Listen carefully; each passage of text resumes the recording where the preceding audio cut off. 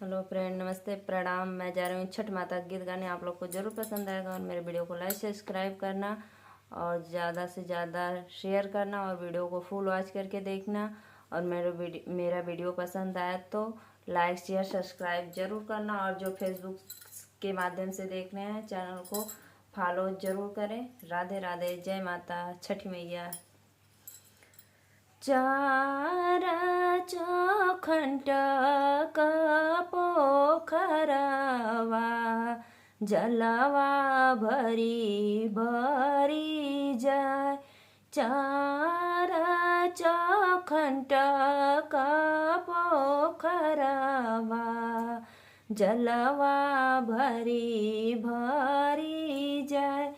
तीना दिन का भूखाली तिरियावा भैली जल बीचे ठाड़।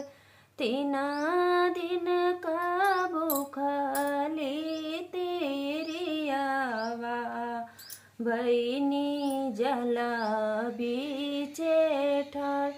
थरा थरा कपेला बदनिया होठवा गईन झूरा।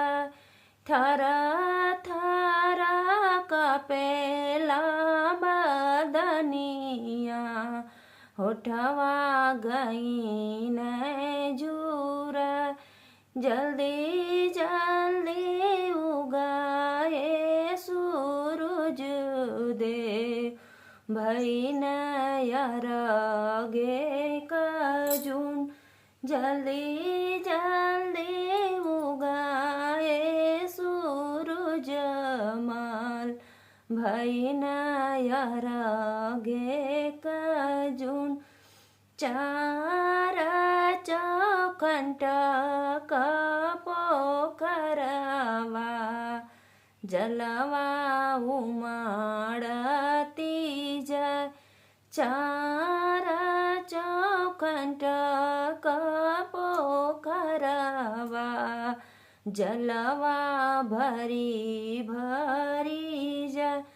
तीना दिन का भूखली तिरियावा भईनी जल बीचे ठाड़। थर थर कपेले बदनिया मुहमा गईल झूरा। जल्दी जल्दी उगाए आदित्यनाथ भईन अरगे कजून। जल्दी जल्दी उगाए आदित्यनाथ भईन अरगे कजून। चारा चौखंड पोखरवा जलवा भरी भरी जाय। चारा चौखंड पोखरवा जलवा भरी भरी